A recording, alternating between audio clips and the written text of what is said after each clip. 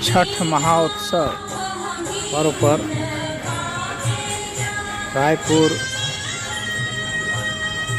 छत्तीसगढ़ में श्री रमेश सिंह, जो कि अप्पू स्वीट्स के प्रबंधक हैं और मालिक भी, इनके यहाँ पर मेरा प्रवास रहा।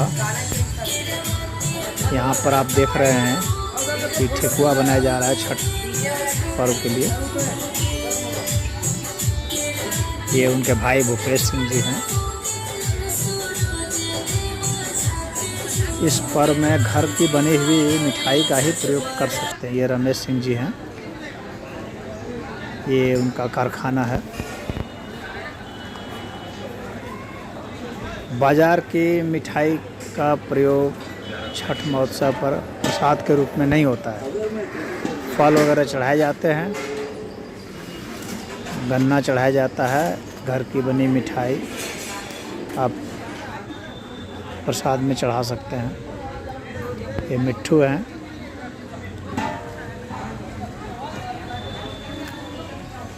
अब यहाँ पर औरतें लगी हुई हैं, काम कर रही हैं। सभी प्रसाद बनाने में व्यस्त हैं। इसके बाद हम लोग अब यहाँ घाट पर आ चुके हैं। यह ब्रिज है, रायपुरा मोहल्ला में ये महादेवा घाट है। यहाँ महादेव जी का मंदिर है और ये जो है हारून नदी है, इसी पर बना हुआ यह पुल है। और यहीं पर जो घाट बने हुए हैं, इसी पर हजारों श्रद्धालु आए हुए हैं। अपने अपने घाट पर सभी लोग बैठे हैं। सब लोग को अपना आवंटित करना पड़ता है अपना स्थान। इसके बाद ये पूजा के सामान सब रख देते हैं नीचे। इसमें वेदी बनाई जाती है और दीप जलाए जाते हैं। प्रसाद वहीं पर रखे जाते हैं।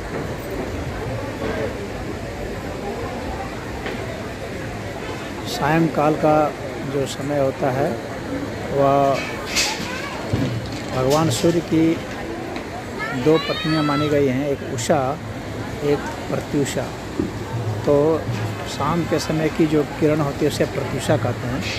तो शाम को पहले प्रत्युषा की ही आराधना की जाती है सूर्य के साथ। उसके बाद प्रातःकाल अगले दिन उषा की आराधना की जाती है सूर्य के साथ। देख रहे हैं कि घाट बहुत बढ़िया सजा हुआ है। यहाँ विभिन्न स्थानों से नर नारियाँ अपने अपने परिवार के साथ पूजा के लिए आई हुई हैं। ये ब्रिज है, इस पर लोग चढ़ करके उस पार होते हैं, क्योंकि हारून नदी के दोनों ओर घाट बने हुए हैं। सामने भी है घाट और नदी के उस पार भी है, तो पुल पर चढ़ के जाना पड़ता है।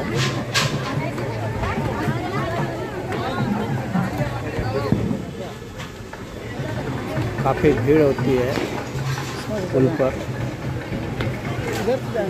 दिखेगा नहीं।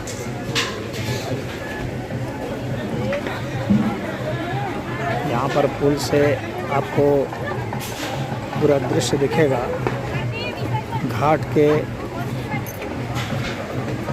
दोनों छोरों का दृश्य दिखता है पुल के ऊपर से।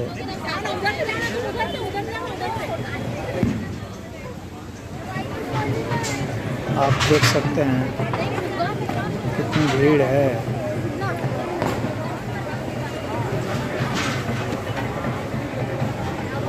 लेकिन प्रशासन यहाँ पर कहीं दिख नहीं रहा है। मेला समिति ने छठ महोत्सव पर्व की जो आयोजन समिति है वे सब तो अपना आयोजन कर रहे हैं, वे सब सक्रिय हैं, लेकिन शासन नहीं दिख रहा है।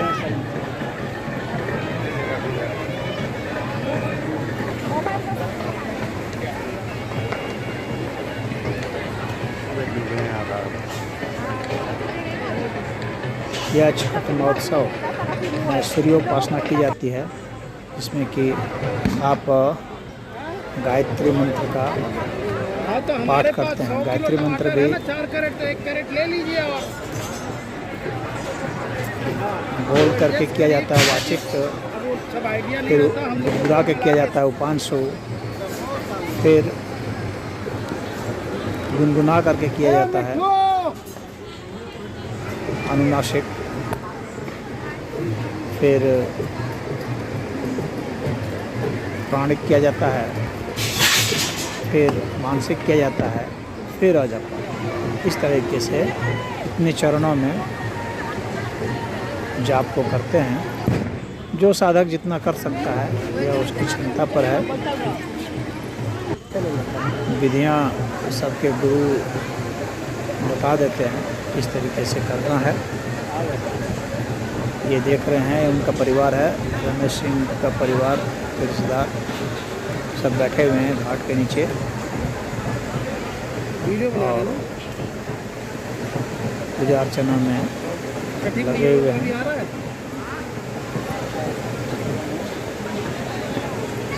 तो यह बता रहा था मैं कि यह महोत्सव काफ़ी पुराना महोत्सव है और बताया जाता है कि अदिति ने जो देवताओं की माता थी उन्होंने व्रत रखा था। इसमें छठी जो है श्रेष्ठी को कहते हैं जो, और षष्ठी तिथि जो होती है उसको कहते हैं। यह सृष्टि का 6वां अंश होने के कारण छठी कहा जाता है, छठी मैया। ये सूर्य भगवान की बहन मानी जाती है, उनके साथ उनका आराधना है। यहाँ देखिए ये ऑर्केस्ट्रा है, यहाँ गीत संगीत चल रहा है, आयोजन चल रहा है। रात भर यह कार्यक्रम चलता है जिसमें कि लोग गाते हैं, नाचते हैं और कलाकार आते हैं। मजे हुए कलाकार इस समिति की ओर से ये प्रस्तुत कर रहे हैं। तो घाट पर यह छठी मैया का गीत और भजन और लोक संगीत ये सब चलते हैं। बढ़िया आयोजन होता है। ये उम्दा कलाकार सब आते हैं दूर दूर से, कोई इलाहाबाद से आ रहा है, कोई वाराणसी से, कोई गाजीपुर से, और ये यहाँ पर अपना कार्यक्रम प्रस्तुत करते हैं। यहाँ लोगों का हुजूम देखने के लिए इस कार्यक्रम को लोग अपना यहाँ पर योगदान भी करते हैं। काफ़ी कमेटी के लोग जो है आपस में चंदा करके और कार्यक्रम को आयोजित कराते हैं, जिसमें कि भंडारा भी होता है इसके साथ। वह सबसे अंत में होता है, अंतिम दिन प्रातःकाल जब पूजा खत्म होती है तब भंडारा होता है। यहाँ तो बस आयोजन हो रहा है गीत संगीत का, भजन परोसे जाते हैं, लोग सराहते हैं। छठी मैया के संदर्भ में भजन गाए जाते हैं। तो मैं यह बता रहा था कि वह जो श्रेष्ठी हैं उनको सृष्टि का यानी जन्म का, तत्काल जन्म की जो शक्ति होती है वो उन्हीं के अधीन माना जाता है।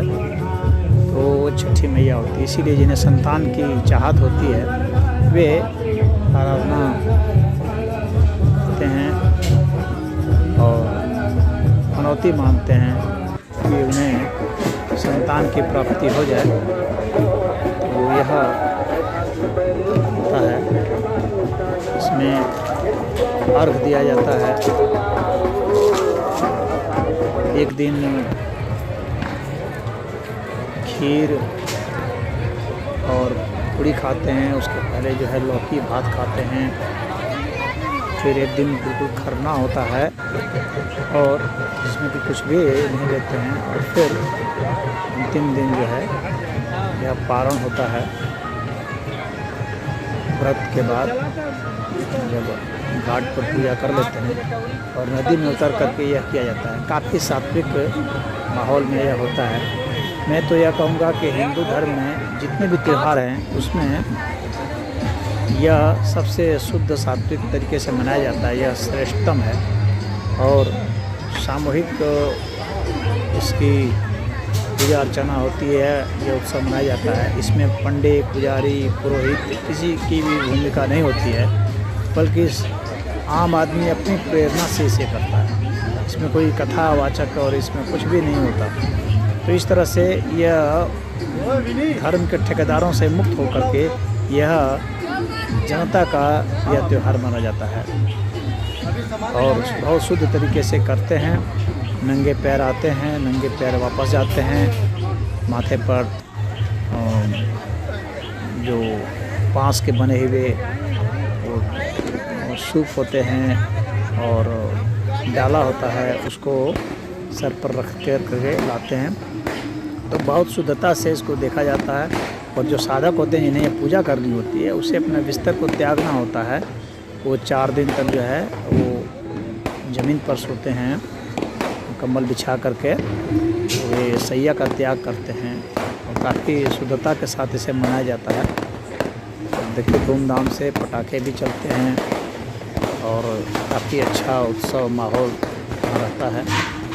इसके बाद सूर्य मंत्र का जाप करते हैं, गायत्री का जाप करते हैं और सभी जगह पर इसका प्रचार प्रसार होता है। इसे माता सीता ने भी मनाया था, भगवान राम जब वापस आए थे अयोध्या तब, और द्रौपदी ने भी मनाया था भगवान कृष्ण के कहने पर और सांडिल्य ऋषि के कहने पर, ताकि उन्हें उनका राज्य वापस मिल सके। तो यह काफ़ी प्राचीन उत्सव है। बिहार, झारखंड, बंगाल, उत्तर प्रदेश, दिल्ली, छत्तीसगढ़, मध्य प्रदेश, महाराष्ट्र, राजस्थान, सभी जगह यह फैल गया है। और यह जो उत्सव है यह नदी के किनारे या तालाब के किनारे ही मनाया जा सकता है। इससे इसकी शोभा और बढ़ जाती है और इसका महात्म्य और बढ़ जाता है। अब तो विदेशों में भी मनाया जा रहा है। न्यूयॉर्क, अमेरिका में मनाया जा रहा है, इंग्लैंड में, फ्रांस में, जर्मनी में, ऑस्ट्रेलिया में, रशिया में, बहुत जगह, मॉरिशस में, नेपाल में। तो जहाँ जहाँ हिंदू बसते हैं वे लोग मना रहे हैं और इससे आकर्षित होकर के जो गैर हिंदू हैं वे भी मनाते हैं इस उत्सव को और बहुत बढ़ चढ़ करके भाग लेते हैं। तो ये प्रातः काल का है। अब सूर्योदय तक इंतज़ार करना पड़ता है। जैसे ही सूर्योदय होता है, सूर्य भगवान को अर्घ दे करके फिर सबका आशीर्वाद ले करके समापन किया जाता है। सब जो जल में देकर अर्घ देते हैं, फिर वे टीका करते हैं। उसके बाद फिर प्रसाद वितरण होता है। यहाँ भंडारा चल रहा है। यहाँ की समिति ने, अप्पू स्वीट्स ने, श्री रमेश सिंह ने इसका आयोजन किया है भंडारा में। ये देखिए 6-7 हज़ार आदमी का भंडारा है और इसके पिछले रात्रि को भी 1000 के आसपास लोगों को भंडारा में शामिल किया गया था। और प्रातःकाल जो है ज़्यादा भीड़ होती है तो 6-7 हज़ार आदमी भंडारा में भाग लेते हैं। यह भंडारा जहाँ पर तला जा रहा है यहाँ का है, सब यहाँ प्रसाद बनाया जा रहा है। तो इस तरह से इसका समापन होता है। तो मुझे उम्मीद है कि आप लोगों को अच्छा लगा होगा। हरिओम।